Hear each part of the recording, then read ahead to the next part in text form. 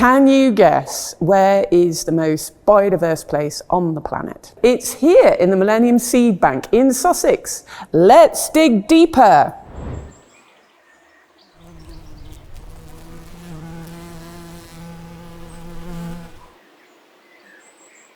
I am Charlotte Lusty. I am Head of Seed Collections. I work here at Wakehurst in the Millennium Seed Bank. The Millennium Seed Bank is a gigantic collection of seed representing 40,000 species and taxa from more than 190 countries and territories in the world. A seed bank is using the natural propensity for plants to stay over long periods of time dormant as seeds. In fact, you can keep seeds for decades. The oldest seed that is known to have germinated is 2,000 years old, and it was found in a besieged castle in Israel. It's a date palm, and it's now growing somewhere in Israel, I believe, the Methuselah palm. So seeds have this extraordinary capacity to sleep for very long periods. And using that amazing ability of plants, we're able to save plants on the brink of extinction that will be wiped off the face of the planet. So originally, the idea at the beginning of the MSB was to attempt to collect 10% of the world's flora. And they did that, they exceeded that. And then the next step was to think, well, shall we collect the next 15%, get to 25%. It does get a lot harder. It gets a lot harder to find the species and ensure there's enough seed coming in to represent that species. Even more importantly, there's an urgent need to actually use the materials for restoration and for research. So we are just outside the cold rooms. Well, once the seed has gone through all the processes of drying, it's the first test to see if it can germinate, and it's cleaned, then it makes its way to its destination in the -20-degree walk-in freezer.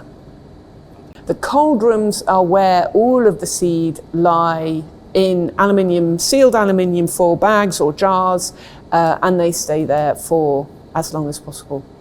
But we've collected 77% of the UK flora. The rest of it is probably not going to be easily kept as seeds. Here you can see our latest stats. So there's nearly 2.5 billion seed, 102,666 seed collections. So that is the samples that have come in. So that will be several hundred seed to several thousand seed representing one collection of a species. Over 40,000 different species and taxa. So part of that might be subspecies or different taxonomic levels from 190 countries. In these cold rooms, this represents the results of all our work. We have a lot of different materials from different projects here. We had a project more than 10 years ago with the Norwegian government, working with agricultural partners to identify and collect species that are closely related to major staple crops like maize, rice, wheat.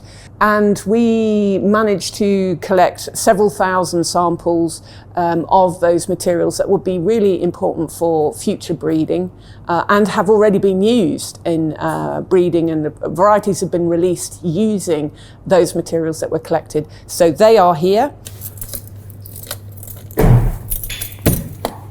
So we are in one of the 6 cold rooms at -20 degrees. And here you can see all of the samples that we've collected, all of the diversity, the extraordinary different shapes and colours. And you wouldn't even recognise some of these as seeds. It's really quite an extraordinary display of the world's diversity of plant species. Scientists of Kew have been collecting seeds for many, many, many decades, but their efforts became more concentrated and focused at the end of the last century. And then when they realized they were getting good results from keeping seeds long term at -20 degrees, they had a really bold idea to try and save as many species as possible in the seed bank here. And so in the year 2000, they succeeded in getting the money, and they built this incredible facility for keeping seeds. This year is the 25th year since this building was opened. So looking to the next 25 years, we have to look at the viability of the collection. It's an ongoing, very active work to maintain the viability of the seed and to act if it's losing viability. And that just shows you how important it is for us to keep our connection with the wild habitats from where the seed came. So we really want to create an active dynamic between seeds in the bank and wild habitats. And in some respects, that means creating smaller seed banks or restoration hubs at the point at which they're needed to be able to supply seeds for large-scale restoration. It's been a really critical part of our work that the partners that we're working with have generated capacity to collect and conserve seeds themselves.